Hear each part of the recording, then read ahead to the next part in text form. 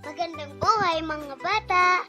Tara, samahan ninyo akong matuto kasama si Teacher Aika, your online teacher. Please don't forget to subscribe, like, share, and hit the notification bell for more videos. Thank you! Revised K-12 Curriculum. English, Grade 3, Quarter 2, Lesson 1, Day 4. Our topics for today is about telling or declarative sentences, parts of a sentence, word order in sentences, correct mechanics in writing, like capitalization and punctuation, sight words, and VCV word patterns. This is Teacher Aika, your online teacher. Let's start! Learning objectives. First, identify sight words. Second, decode and write words with the VCV pattern correctly. Third, use correct capitalization and punctuation in writing, telling, or declarative sentences. Name the different parts of a sentence. And last, sequence words to represent meanings of sentences correctly.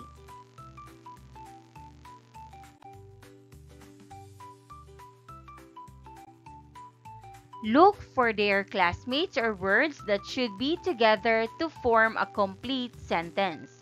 When you are done, put the completed sentences on the board. The eagle. The eagle is flying, high, high, on top of the mountains.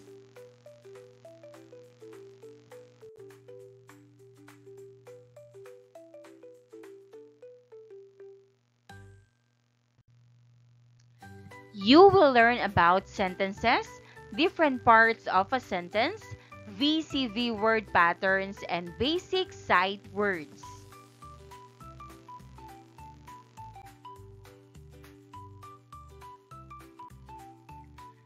Telling sentences or declarative sentences refer to statements that give us information.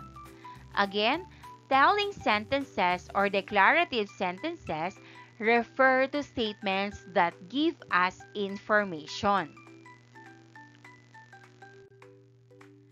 This is an example of a telling sentence. The eagle is flying high on top of the mountains.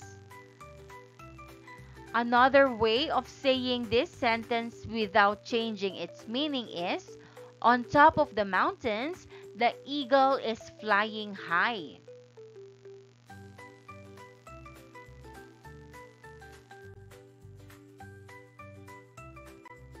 These are all declarative sentences because they tell us something and end with a period.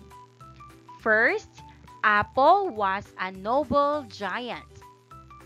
Apple was a noble giant. Second, the gods gave him the world. The gods gave him the world. Third, rivers flow across the land. Rivers flow across the land. Fourth, the eagle took their food. The eagle took their food. And fifth, he became a high hill. He became a high hill.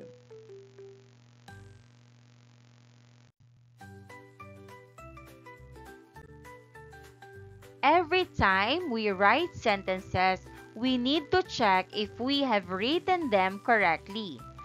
What do you think are the questions we should ask ourselves so we can edit our work? Possible answers? Did we start our sentences with a capital letter? Did we end our sentences with a punctuation mark? Did we capitalize proper names or nouns? Did we spell the words correctly? Are the meanings of our sentences clear? Did we use at least 3 sentence parts? And last, did we vary the order of our sentences?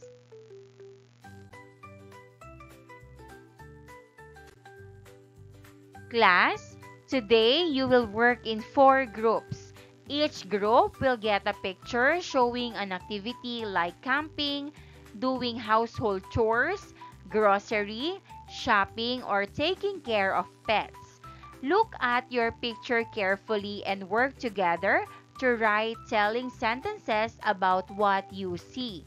Remember, telling sentences give information, start with a capital letter, and end with a period. Look at these pictures, numbers 1 and 2.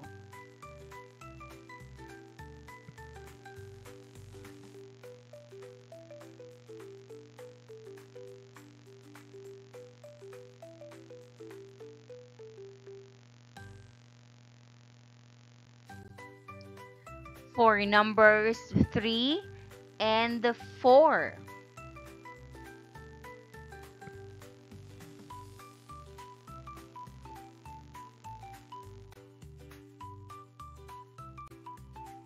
Sentences have different parts, and changing the parts can change what the sentence means. Telling sentences or declarative sentences give us information. They help us understand something clearly.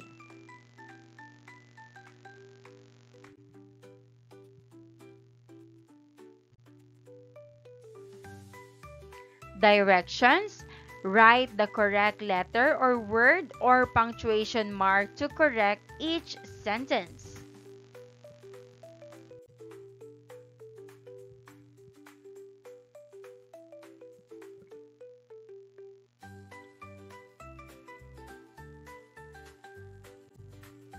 And here are the answers.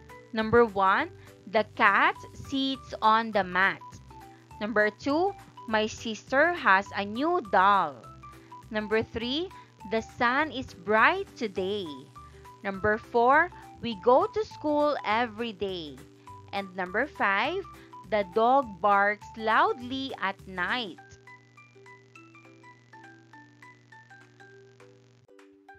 And that wraps up today's lesson. If you enjoyed this video and want to see more content like this, don't forget to hit the subscribe button and ring the bell so you never miss an update. Thanks for tuning in.